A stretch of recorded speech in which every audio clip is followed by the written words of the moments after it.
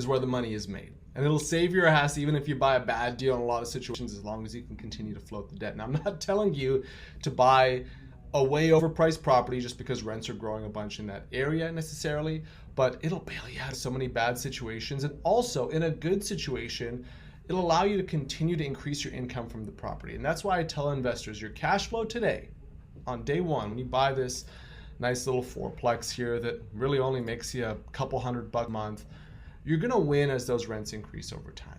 So be patient. This is a long-term investment. That's why everyone says real estate's a long game. It's because it takes time for rent growth to kick in. Historically, rents have gone up, like 4.5% nationwide over the last 25 years or something like that. They've outpaced inflation significantly in the last 50, 75 years even. So that's what makes this a good investment. You could buy it with debt, pay for 20% of it, and then enjoy 100% of the rent growth, right? And rent growth is going to affect two things. It's going to affect your property's cash flow, obviously, and it's going to affect your property's appreciation rate. And I'll show you how it does that. But first, let's take a second to examine how rent growth works. So on the right side of this calculator, this part that a lot of you folks probably don't ever click over to, whoops, I shouldn't move that cell like that.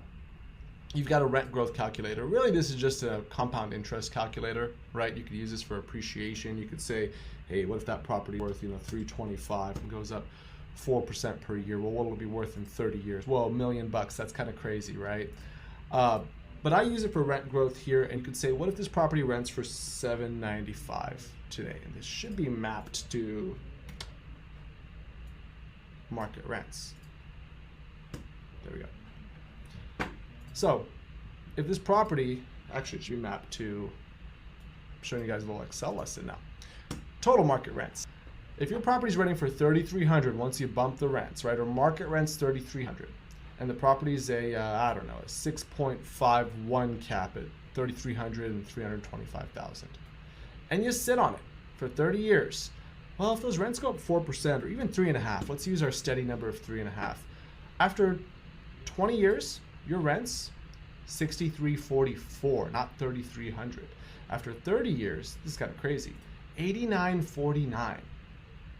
That's major growth in rents, and that's going to increase your income and your appreciation quite a bit. But let's examine a little more closely how this actually works. So your property's rents will grow, but your property's expenses will grow with it, right? The management will still be 10% of the rents. The taxes will go up, probably to match the property's value to some degree. Maybe a little bit slower than the rents grow, though. Maybe not 4% or 3.5% a year, maybe 2% a year if you don't keep selling and repurchasing. The insurance will probably go up a bit, and the utilities will too, and vacancy obviously is a percentage of rents, and maintenance gets more expensive over time, right? Your expenses will go up also. So how much more money are you really making on your rent growth? Well, I encourage you to use your net operating income, not your total rents, when you want to calculate rent growth. And this is a way to play with the calculator, and you don't want to mess it up, right? But you can go ahead and say, all right, if market rents or my net operating income is going to be, what was the number? 1763.33, and it's a 6.5 cap. Well, 1763.33, your NOI is going to go up 20 years to 3390. 3390. So if you plug in 3390 here, your property's a 12.5 cap. Remember, don't mess up the calculator. Save a copy somewhere else, undo yourself out of it. But if you plug in 3390, your property's a 12.5 cap. That is double, almost, what you purchased it at. And what does this do for you? Well, this 12.5 cap changes your cash flow. Your cash flow after 20 years isn't going to be $390.96 anymore. It's going to be $2,000. $24,000 a year and a 37% return on investment. Just when you need it, what do you know? 20 years later, maybe you don't want to work anymore. Maybe you want to take on a different project. Maybe you've bought a bunch of these things and you've let the rents accumulate over time, and you have thousands of dollars of cash flow a month just from a single property. Right? So that's the power of rent growth and its effect on cash flow. Now it has an effect on appreciation too. We looked at appreciation earlier. We plugged in some 3.5% number and said this property goes up this amount every year. Now, when it comes to residential properties, a single family home that you live in, just your house, right? Appreciation is driven by the buyer who's living in that house, and it's how much they're willing to pay for that house. Now, appreciation of rental property is driven by the investor who's buying the rental property. And what do they buy it based on? They buy it based on cash flow and future rent growth and future appreciation prospects and tax benefits and all that good stuff, right? But really, they're coming down to that cap rate. They're looking at that cap rate and going, what am I willing to pay for this property? And if someone is willing to pay a 6.5 cap for this thing at 325, well, and the market doesn't change. The market doesn't go up or down. Investors don't have to compete more. Then what you should have is an investor willing to pay a 6.5 cap. Well, how do they pay a 6.5 cap again once the rents have gone up so much or the net operating income has gone up so much? Well, you don't want to sell it at a 12.5. You got to sell it at a price that brings it back to a 6.5 cap, right? And in this case, it's probably going to be somewhere around. Let's experiment a little bit. Well, that's a little high. Let's go 635. There's a 6.4 cap right there. 625. Here's a 6.5. Dead on. So you were buying this for 325, and then 20 years later, you sell it for double the value. Pretty cool, if you ask me. A $300,000 profit on top of all the cash flow you've collected over time, which at the end of that 20 years is a lovely $2,000 a month, right? So you can opt to keep the $2,000 a month, or you could sell it for $625, or you can, here's a little trick that I shouldn't be telling you this early, you can refinance this property as well, because by 20 years, you're only gonna owe a little bit of money on it, right? Maybe you owe $100,000 left on this loan, this $260,000 loan. And the bank will say, well, you got plenty of cash flow. It'll support the debt at 650, 625, whatever it is. So they'll give you a loan for $300,000-$400,000, a cash out refinance. So now you owe 500 on it, and it's worth 650, something along the lines of that.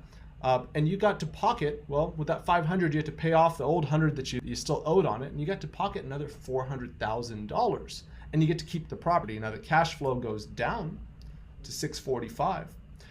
But the cash flow goes down to 645, which covers the debt well enough.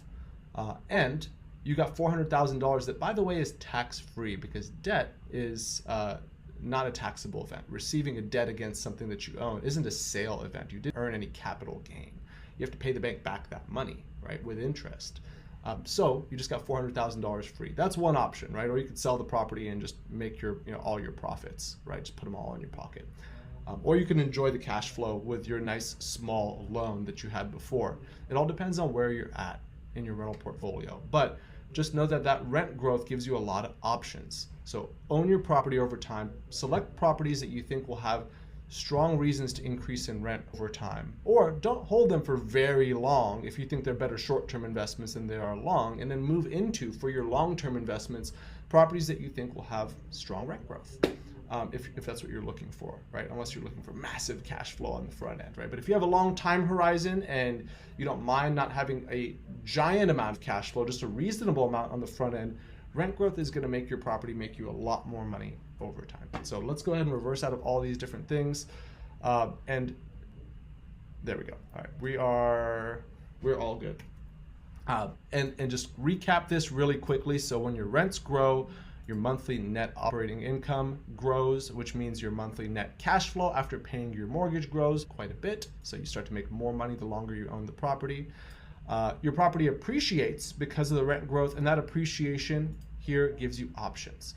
It gives you the option to sell the property, or it gives you the option to refinance the property. In both cases, you're allowed to put some money back in your pocket. So yeah, rent growth is king. If you buy a bad deal that doesn't cash flow very well, let's say you bought this property for, remember that Tennessee property we were looking at, 525, something along the lines of that, right? It was like a 3 cap and the expenses were higher than this. It was like 5,000 and even more. There, it was something like this, right? It was a 3 cap and negative cash flow every month. It was like negative 800 every month. So let's raise that a little bit just to get to the same scenario.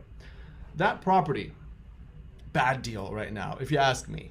That property didn't cash flow at all. But if that market had a rent boom, and on average, the rents went up, let's say 5% a year for the next 30 years, right? 20 years, 15 years, whatever it is.